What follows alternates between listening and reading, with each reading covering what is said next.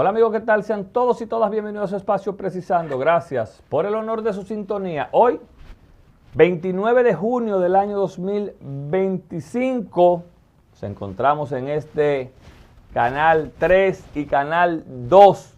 Ahorita a las 11 estaremos por el 2 para conversar de importantes acciones que se han llevado a cabo esta semana. Pero hoy quiero empezar el programa felicitando a ese jovencito que ven en pantalla. Ese es mi hijo Jorge Luis Miñoso Curi, quien el día de ayer, 28 de junio, cumplió 16 años. Qué rápido pasa el tiempo. Esta semana ha sido de mucha celebración para mí en lo particular, porque también esa señorita que ven en pantalla es mi hija Alondra María Miñoso Curi. Terminó sus estudios de bachillerato y ya pasa a la universidad. Y ese jovencito también que ven en pantalla, mi sobrino Luis Mejía Miñoso, se graduó de bachiller y también pasa a la universidad. Felicidades y éxitos a todos en esta nueva etapa, y a mi hijo Jorge, que sean de salud y larga vida. Hoy, un programa sumamente interesante. Vamos a hablar de medidas, específicamente de las medidas del Intran para mejorar el caos que se vive en la República Dominicana. Y una importante decisión del gobierno central es la creación de la comisión que dará seguimiento a la construcción de un estadio de béisbol en el ensanche La Fe. Eso es un paso importante que aporta al deporte. En nuestra entrevista central hablamos con Jaxel Román. Él es politólogo. Vamos a hablar del contexto internacional este domingo. Todo esto después de la pausa.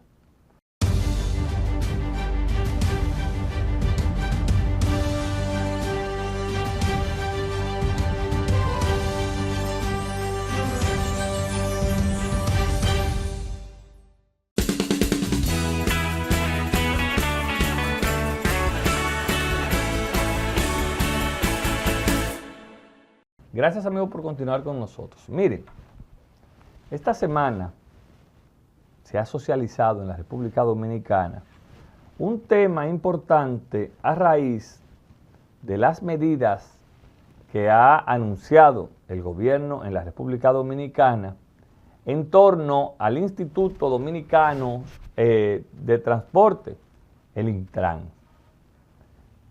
Medidas que a corto plazo usted la puede ver como molestosas, pero que al final, si usted la analiza con el cuidado, la profesionalidad y la independencia real, podemos llegar a la conclusión de que quizás no serán la salvación para los que vivimos en el país y sobre todo en la capital, pero sí que van en aras de aportar su granito de arena a ver cómo de una manera u otra concientizamos y llegamos a puerto seguro en torno al orden del tránsito en el país. Medidas que cuando usted la ve, a grosso modo, la mayoría tienen que ver con giros inadecuados que se hacen en las principales vías de la capital, con los cuales o en los cuales sin dudas tenemos una serie de tapones, una serie de imprudencias, una serie de accidentes que complican el ya insoportable tema del servicio de tránsito en la capital.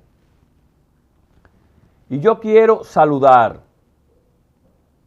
de una manera objetiva y a su vez apoyar de una manera sincera el hecho de que por fin estemos agarrando el toro por los cuernos y veamos desde el Intran una continuidad a un trabajo que empezó, ya hay que decirlo, porque no obligatoriamente hay que borrar cosas que él logró, mi amigo Hugo Veras.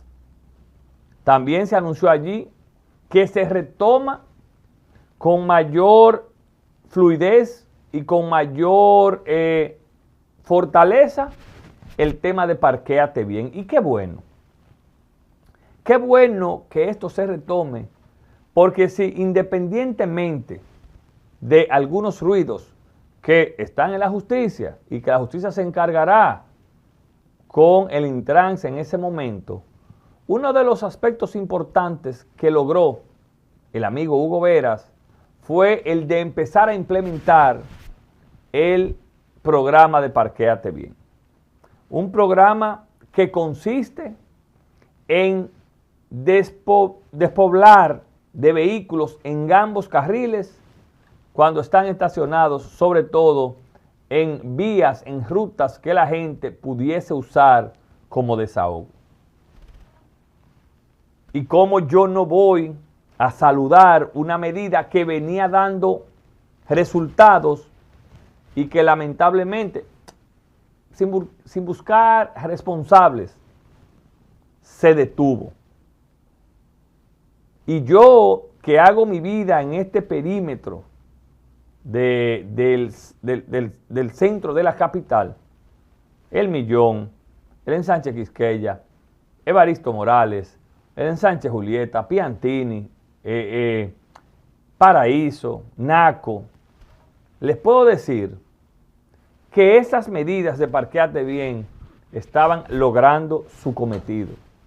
Y estaban logrando su cometido porque la gente empezó a asumirlas, pero la gente empezó a ver resultados.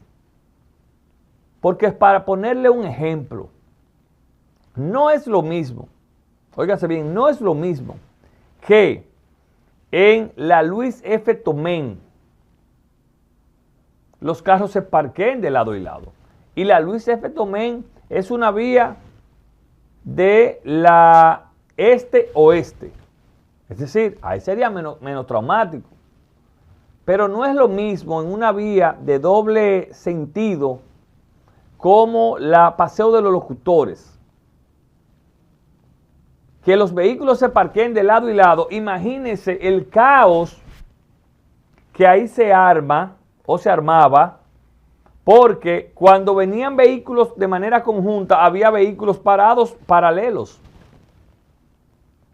Lo que indica que si de verdad logramos que por lo menos el 80% de esas medidas se cumplan, yo no tengo dudas que lograremos un avance importante en el orden vehicular del país. Y a eso, las medidas que el gobierno está evaluando para que los horarios de trabajo sean regulados y no obligatoriamente tenga que todo el mundo entrar a la misma hora o salir a la misma hora. Y nosotros, los usuarios, que somos los principales críticos de la autoridad, muchas veces con razón, otras por gadejo. Yo creo, es más, le voy a quitar el creo. Yo quiero que auguremos éxitos a esas medidas. Y pongo esta plataforma a la disposición del Intran. Porque veo una deficiencia y tengo que ser coherente en la parte de comunicar estas importantes medidas. Ya el gobierno central cumplió su objetivo de la comunicación inicial. Ahora, estratégicamente, el Intran tiene que aprovechar los medios masivos para ir creando la conciencia de que la gente sepa que esas no son medidas medalaganarias, que esas no son medidas rutinarias, que esas no son medidas que se la inventó Morrison ni los que estaban, porque se levantaron con ese deseo. No, hay que socializar el por qué y el para qué. Y no todo puede dejársele al presidente Luis Abinader, al ministro Paliza, no. Ya eso es una tarea que le corresponde al órgano rector del tránsito en la capital y en el país, que es el Intran. Y cuando yo digo que pongo esta plataforma y las demás plataformas a su disposición, lo digo no buscando el objetivo monetario. Es más, la pueden mandar de gratis para acá la publicidad. Y yo me comprometo a que el productor de este espacio, Misael Rincón, la ponga de gratis, siempre y cuando se haga y se logre el objetivo de recomponer antes, sobre todo, de que inicie el año escolar, el caos que vivimos aquí. De manera que vemos con buenos ojos la decisión del Intrans y del gobierno central de tomar medidas en aras de mejorar la situación que estamos viviendo en el país, que estamos viviendo en la capital en torno al tránsito, porque al final de esas medidas nos vamos a beneficiar todos. Ahí no gana Luis Miñoso solamente, ahí no gana el presidente Abinader, ahí no gana Morrison, no, ahí gana todo el que tiene o que tenga que ver con una movilización sana. Eso va a contribuir hasta bajar los niveles de contaminación. Ustedes verán.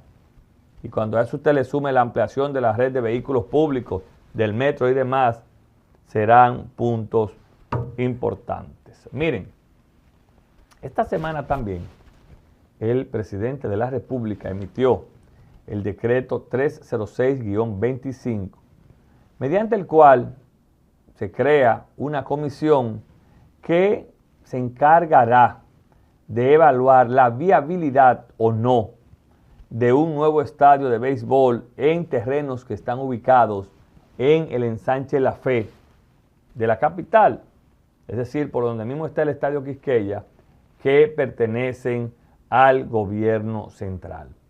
Esta comisión está compuesta por destacados profesionales que algunos tienen experiencia en la parte, ¿verdad?, jurídica, otros en la parte del deporte, y yo creo que cuando usted designa una comisión que encabeza el magistrado Jorge Subero Isa, y que la componen Angélica Novoa, Elka Sheker, Olivo Rodríguez Huerta, entre otros, usted tiene que tener la tranquilidad de que ese proyecto, sea cual sea el resultado final que emerja desde esa comisión, será para que la sociedad pueda aquilatar de manera positiva si se puede o no, si es viable o no.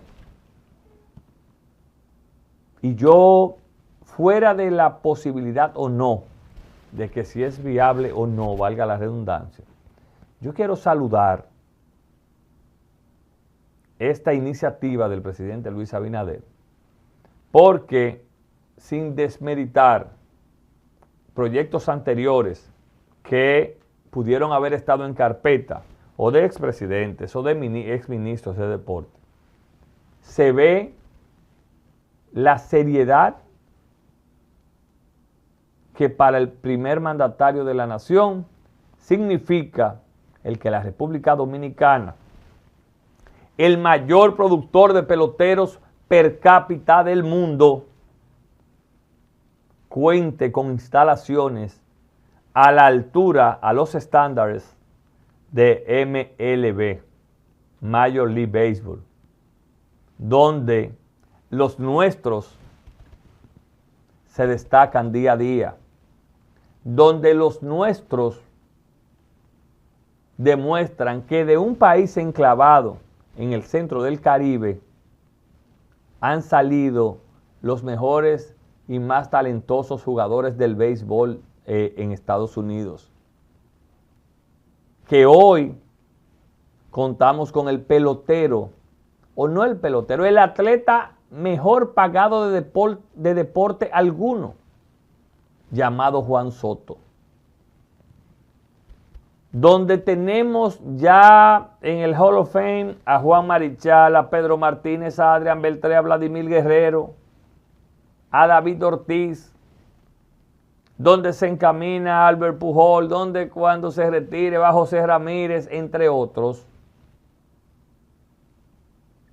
El presidente ha entendido la necesidad, a través del Bandex, que se está manejando con mucho nivel, ha entendido la necesidad por lo que eso significa para la economía, para el turismo, para el deporte y como incentivo a esas generaciones, el que nuestro país cuente con un estadio en el cual se puedan desarrollar eventos certificados por un organismo como la Major League Baseball.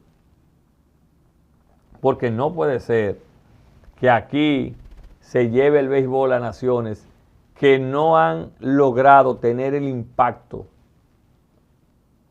en individuales de peloteros como lo ha tenido la República Dominicana, que hemos tenido beisbolistas que han dominado eras, como lo fue Samuel Sosa, como lo fue Pedro Martínez, como lo ha sido Alex Rodríguez, como lo fue Albert Pujols, como lo está haciendo Juan Soto. Es decir, uno no entiende cómo antes no se le había dado el carácter a un tema tan trascendental e importante como el de contar con una instalación con todos los estándares de seguridad, de calidad de un buen estadio de béisbol. Enhorabuena, presidente Luis Abinader, enhorabuena a esa comisión consultiva, enhorabuena al Bandex, y yo lo que espero es que aquí algunos sectores que siempre se han opuesto a todo, sobre todo a todo lo que tenga que ver con desarrollo, no empiecen antes a buscar argumentos tratando de desmeritar este proyecto, esta intención, que sin duda alguna lo único que va a hacer es a beneficiar la República Dominicana. Señores, no se vayan, que cuando regresemos tenemos a Hadsel Román. Él es politólogo. Vamos a hablar del contexto internacional después de la pausa.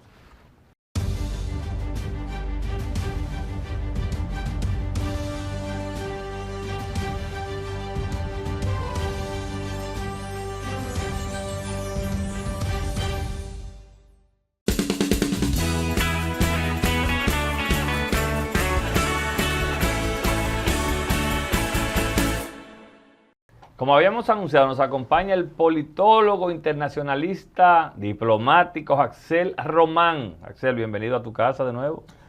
Yo más que contento de poder estar hablando no solamente con un anfitrión de lujo como este, sino una audiencia que ha sido educada a tratar estos temas de manera bien fluida. Tú sabes que tu presencia, que ha sido habitual esta semana, y qué bueno, porque como tú bien dices, hay gente que hay que educar en torno a los conflictos internacionales, porque hay personas que lo ven lejos, pero al final tienen una repercusión en la República Dominicana. Claro que sí, y eso es muy importante porque a veces pareciera que estamos hablando solamente desde una perspectiva cultural, intelectual, pero no solamente ahora más que nunca, siempre el impacto en temas internacionales termina influyendo de alguna manera u otra en República Dominicana, tengamos relaciones diplomáticas o no, tengamos intercambio a nivel de embajadas o no. Solamente quiero poner dos ejemplos bien rápidos.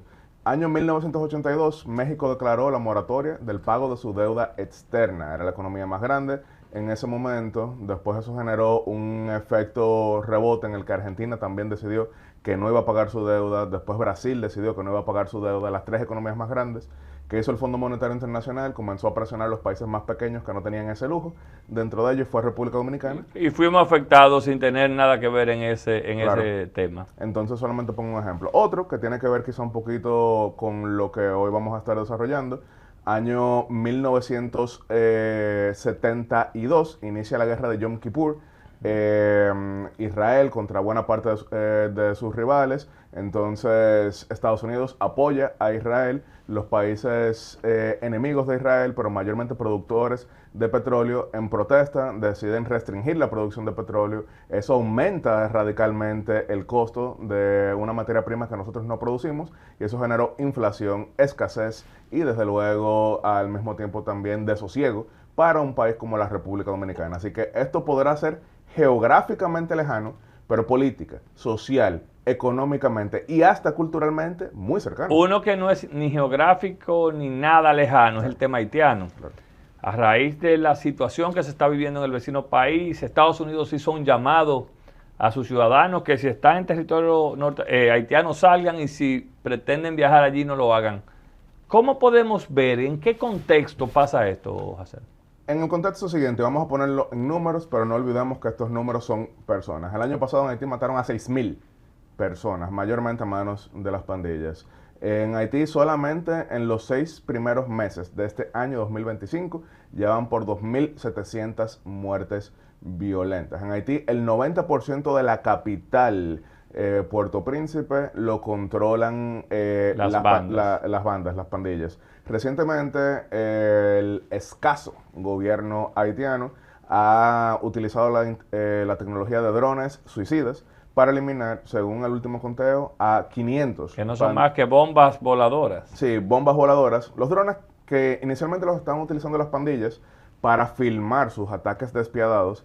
El escaso Estado, porque quiero decirlo, no es lo mismo que un gobierno claro, legalmente constituido y demás. Como lo conocemos. Entonces ha utilizado bombas suicidas a través de drones, con lo que han eliminado a medio millar. ¿Y eso es con el apoyo de la comunidad internacional, según tu conocimiento, o es algo, una decisión interna? No hay todavía mucha información, sin embargo, alguien debe estar pagando por eso. Porque ahí no hay nada. Ahí no hay nada, pero precisamente como no hay nada, la transparencia es débil. Sin embargo, las pandillas han decidido responder diciendo que ellos también adquirirán drones suicidas. Ellos tienen quien se lo supla.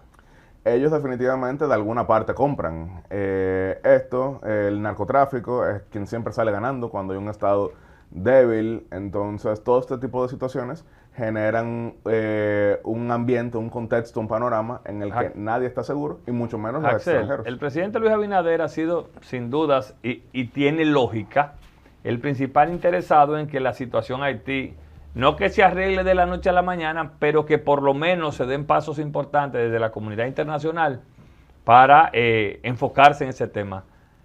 ¿Cuál es la realidad, Axel? Tú que eres un estudioso. ¿Hay la intención de la comunidad internacional? ¿Qué va a pasar a corto y mediano plazo con el tema haitiano y República Dominicana? Hay muchas comunidades internacionales dentro de lo que es la amplia comunidad internacional que generalmente ve las cosas de manera más regional. Son pocos los que le ponen atención a nivel global. Estados Unidos tiene una particularidad y es que el secretario de Estado americano es ex senador por el estado de la Florida. El cubano y que tiene entonces un amplio enfoque latinoamericano y también caribeño. Entonces hemos visto que en 7 ocasiones ya Marco Rubio ha hecho referencia a Haití, logró que entonces... Axel, pero no es de referencia. Pero le está haciendo propuestas. Entonces él lo que está diciendo es que Haití hay que pacificarlo, él lo que desea es que sea una fuerza interamericana y ya no una fuerza global. Él respeta, dice que valora el esfuerzo que ha hecho la fuerza keniana, pero las cosas hay que verlas por sus resultados. Ya la fuerza, es que 2.000 hombres no van a poder. De ninguna manera. ¿Cómo se pacifica Haití? Haití tiene que pacificarse con una fuerza de intervención bien financiada, bien armada y bien integrada. Ahora mismo ni está bien financiada. Sin tapujos. ¿Hay que eliminar físicamente algunos elementos en Haití o hay que apresar? Ese es un muy buen debate el que tú planteas, porque mira, por ejemplo... Pero a ti. Sí, en el caso haitiano yo creo que hay que eliminar una cantidad importante, pero también hay que apresar a otros. En el caso salvadoreño, que es el que quería poner, ahí exacto, no han estado eliminando físicamente en esta ocasión. Porque previamente, ¿qué hacían en El Salvador? Intentar matar a la mayor cantidad, pero seguían las causas raíz. Que lo hizo Lula en la favela en su momento. Sí, pero en el caso actual de Nayib Bukele, que ha sido bastante exitoso, lo que hizo fue apresar a 85,000 personas, vistos como pandilleros o colaboradores de los pandilleros. Ahora, hay una gran diferencia. si bien Haití no es el gran emporio del narcotráfico, es un punto de tránsito, sí tienen ingresos de narcotráfico que lo hace más difícil combatir, como en el caso salvadoreño. Incluso están mejor armados que en el caso Los haitianos. salvadoreño. Las pandillas haitianas. Y geográficamente el territorio le conviene, porque están enclavados en el Caribe. Sí, les conviene más ese territorio. ¿Qué se determinó en torno a Haití en esta última asamblea que conversábamos tú y yo fuera del aire?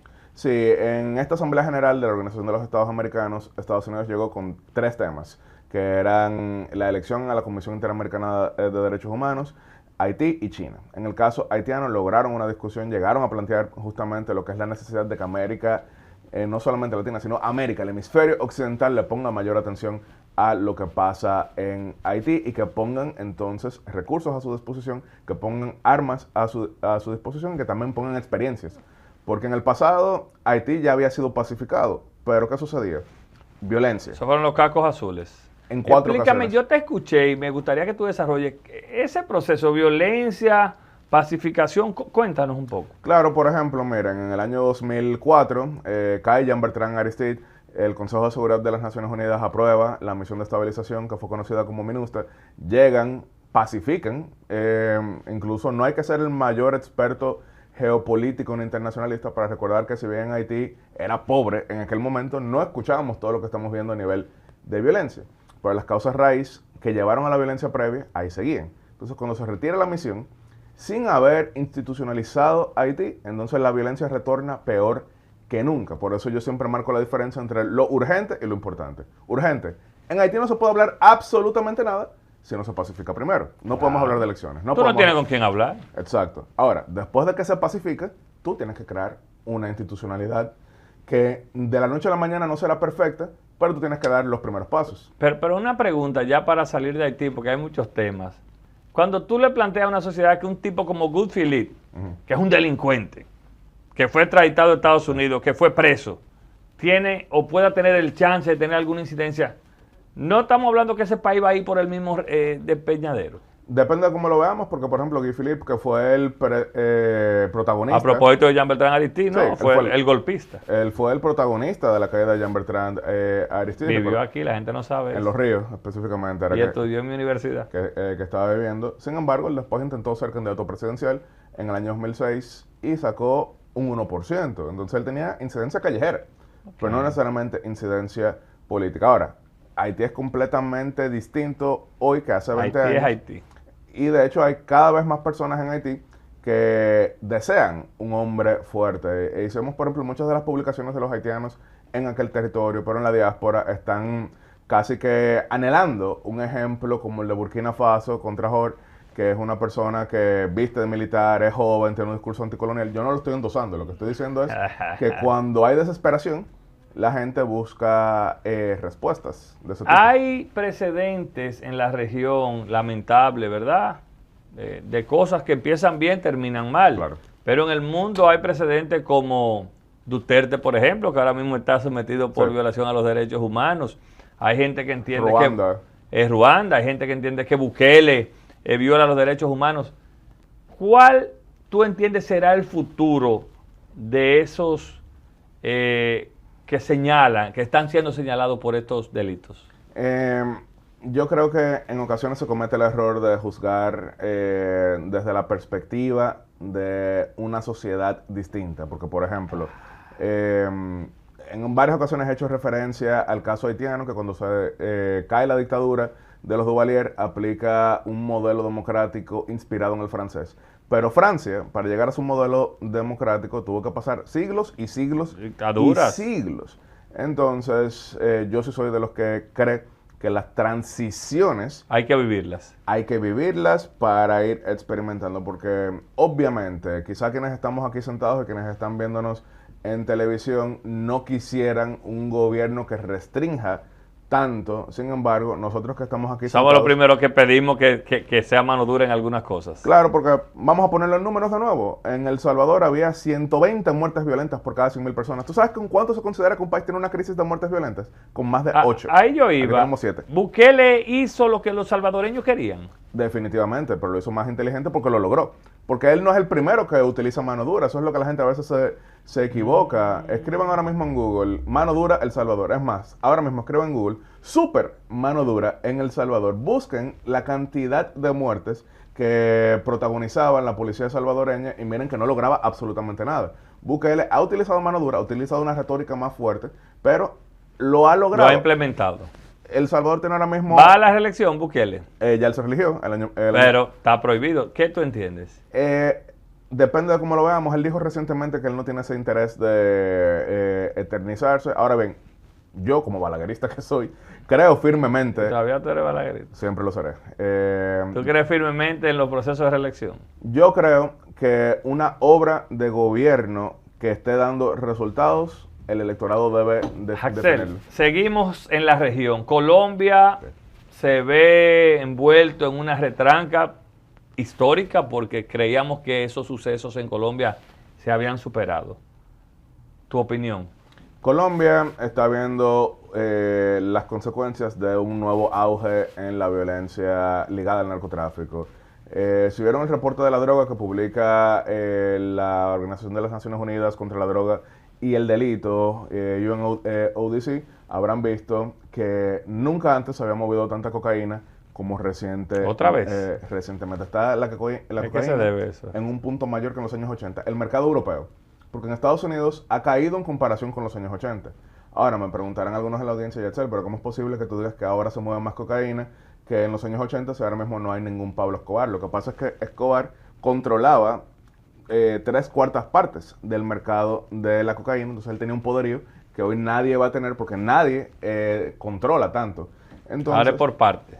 Entonces miren, por ejemplo, la violencia que hay en Ecuador, que se ha convertido en un gran emporio de la... Pero antes de irte de Colombia, entonces, ¿qué papel está jugando el gobierno de Petro?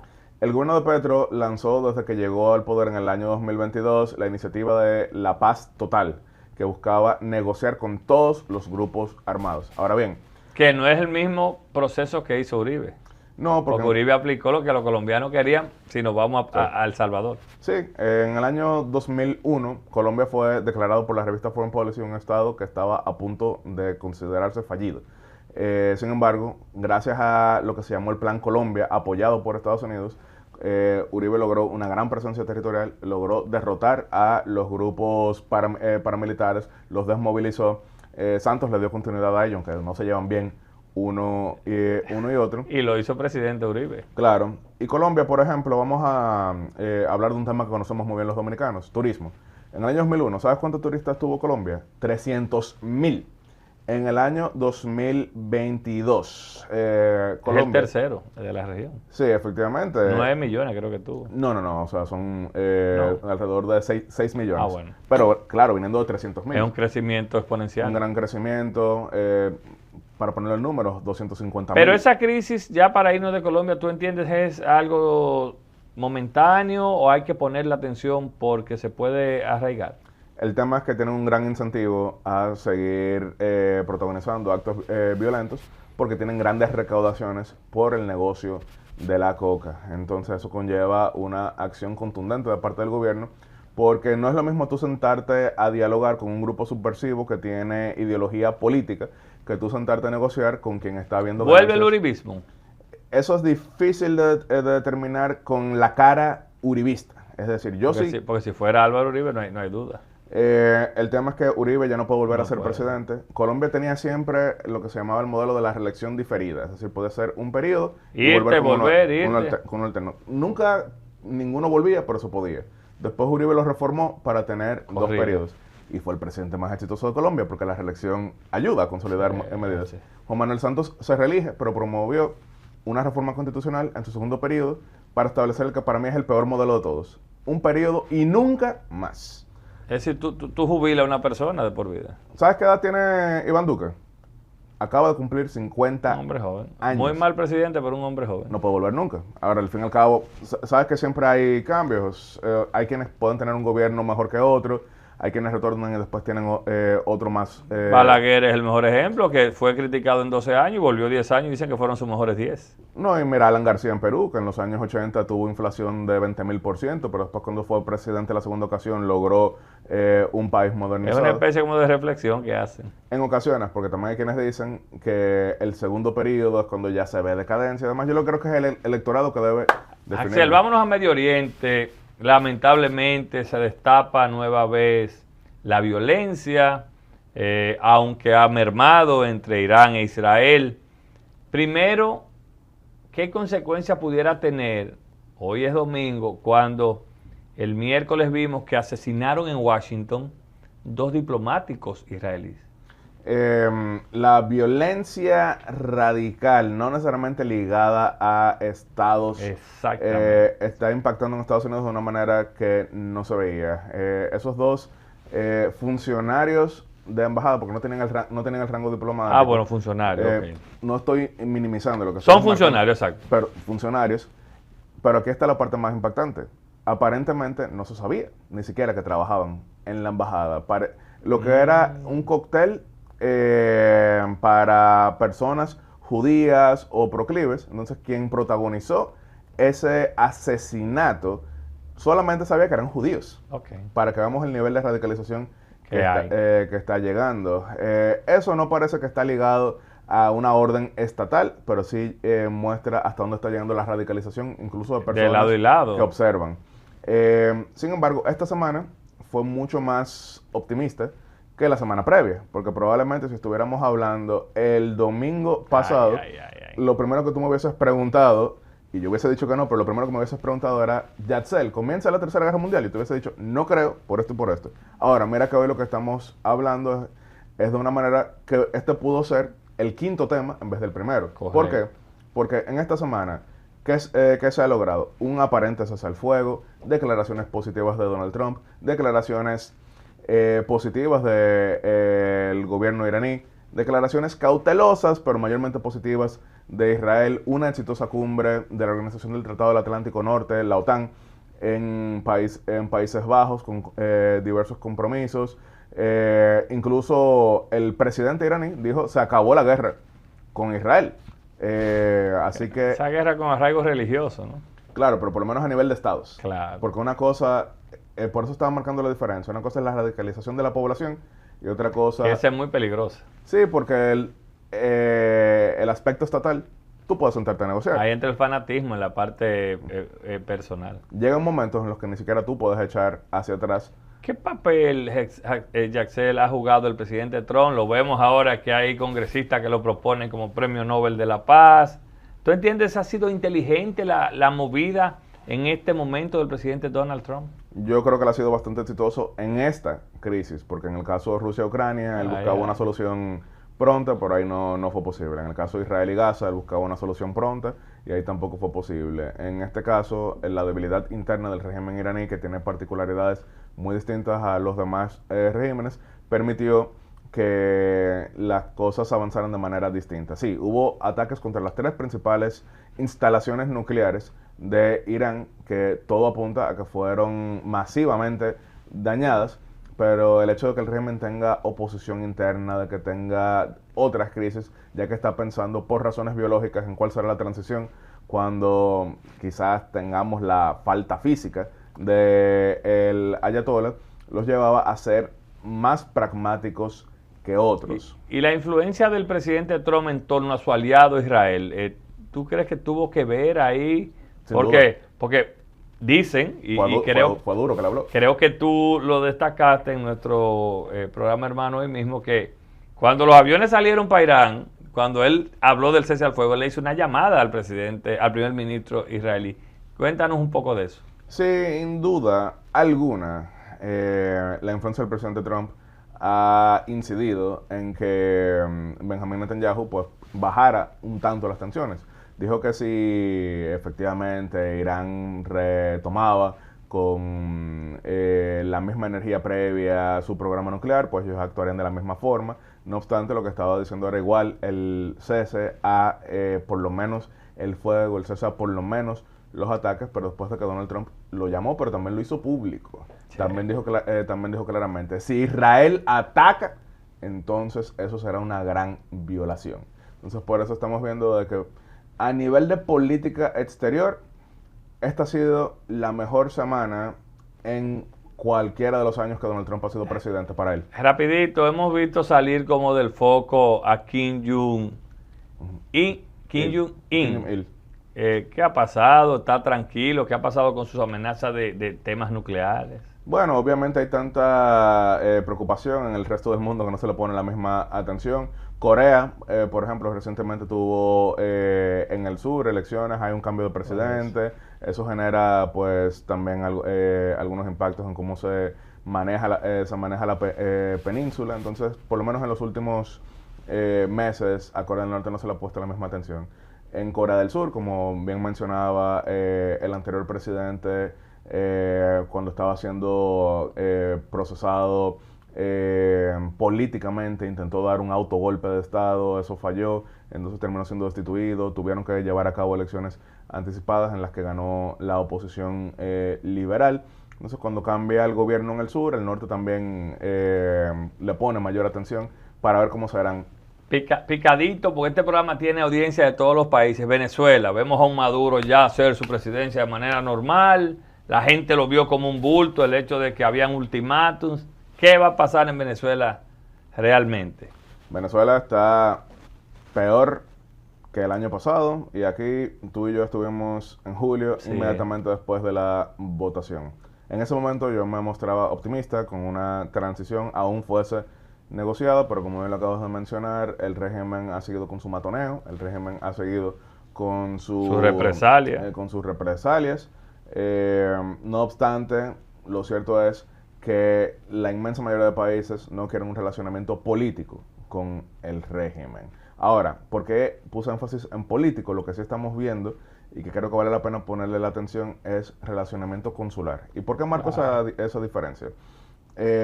Una embajada es la representación de un gobierno ante otro estado. Un consulado es la representación de sus nacionales en ese estado. Entonces, por ejemplo, les pongo un caso. Panamá recientemente reaperturó las relaciones consulares con Venezuela. No diplomáticas, ya que Panamá, de hecho, con el gobierno del presidente Molino, ha sido uno de los más grandes críticos de Maduro. Pero en Panamá hay 150,000 venezolanos que necesitan trámites consulares, pasaportes, actas de nacimiento, todo eso, que es lo que te permite existir. Entonces, si 150,000 personas están desprotegidas en aquel territorio, eso es un dolor de cabeza para las personas, pero también para el Estado.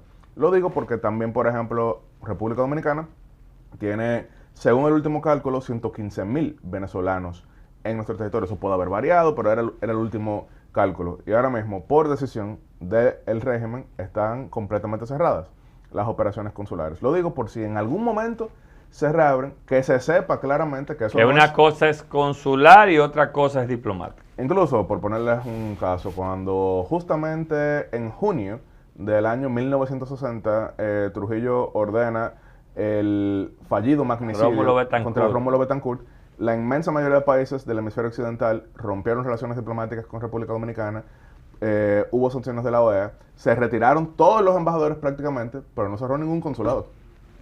Yaxel, muchas gracias. Gracias a ti. Contigo siempre es importante educar en torno a políticas internacionales. Ya vamos adelante, vamos a venir, porque tú tiraste una bomba por ahí de aspiraciones internas 100%. En la República Dominicana, sobre todo en el PRM. Pero ese es otro tema porque no queríamos desaprovechar tu oportunidad. Muchas gracias. Gracias. Yaxel Román fue nuestro invitado este domingo en Precisando. Ustedes no se vayan, ya volvemos con la parte complementaria.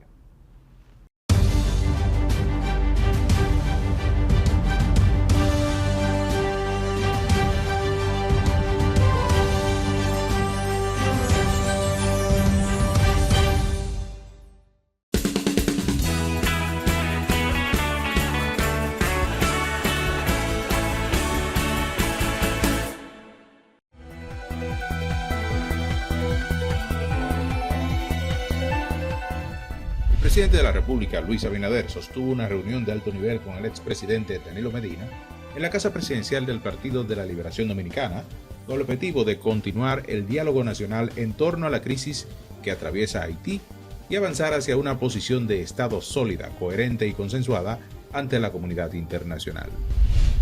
En otra información, el Instituto Dominicano de las Telecomunicaciones Indotel anunció el calendario oficial de las pruebas técnicas para la transmisión de la televisión análoga a digital, cuyo proceso terminará en diciembre de 2025, o el encendido de la televisión terrestre digital, que modernizará las telecomunicaciones y garantizará mayor calidad.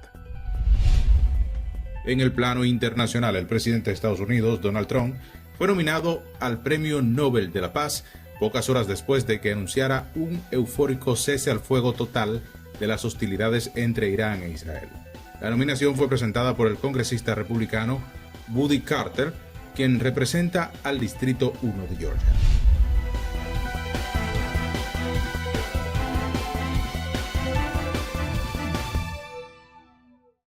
Gracias, como de costumbre, a nuestro equipo de prensa por ese importante resumen de noticias nacionales e internacionales. Si a ustedes no tenemos tiempo para más este domingo en Precisando, descansen. Feliz resto de la noche y nos reencontramos el próximo domingo.